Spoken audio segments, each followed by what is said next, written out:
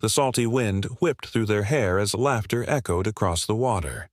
A small boat bobbed merrily on the waves, carrying a group of 16-year-olds excited for their day at sea. Among them were a boy and a girl who sat close to each other, sharing stories and dreams for the future. The engine cut through the air as they sped away from the shore, leaving behind the familiar sights and sounds of their town. In the distance, dark clouds gathered, but the mood on the boat remained light as the classmates enjoyed the gentle rocking of the vessel and the sea breeze on their skin. Suddenly, the sky rumbled, and the students turned toward the shore, realizing they'd left their phones and other belongings behind. They were stranded. Moments stretched into hours as they waited for help to arrive. But as the sun began its descent, panic started to set in. The wind picked up, waves crashed, and the once tranquil sea transformed into a raging beast. The small boat was tossed around like a leaf in a storm, and the students clung to each other for dear life. When the boy woke up, he found himself lying on a sandy beach, the gentle sound of waves lapping at the shore.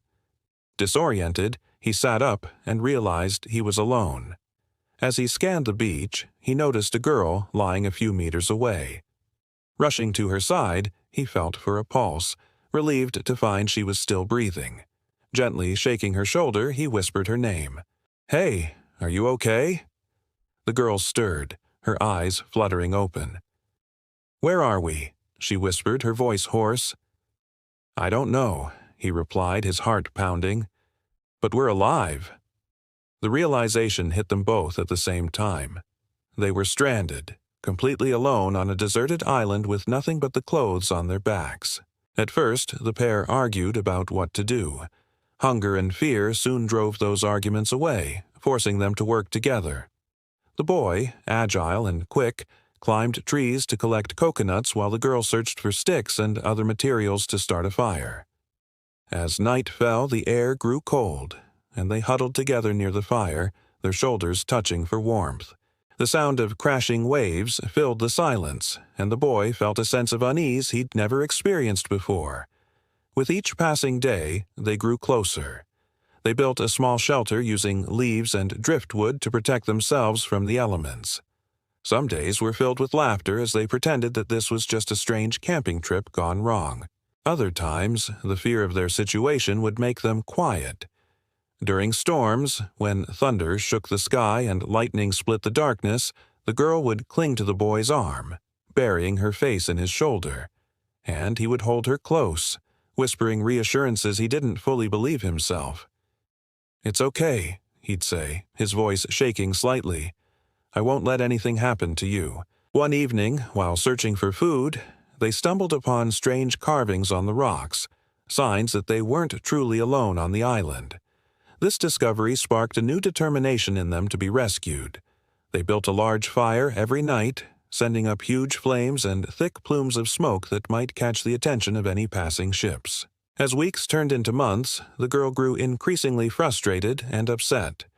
The once lively and hopeful girl became withdrawn and silent, spending most of her time staring out at the ocean. One night, as they sat under a canopy of stars, the girl leaned on the boy's shoulder and whispered, "I'm scared we'll never go home." The boy, equally nervous but determined to be strong for both of them, took her hand in his and squeezed it gently. "As long as we're together, we'll get through this," he said, his voice firm with resolve. And then one morning, as they scanned the horizon, they saw it, a ship in the distance. With renewed hope, they waved frantically and built a larger fire, their hearts pounding in their chests.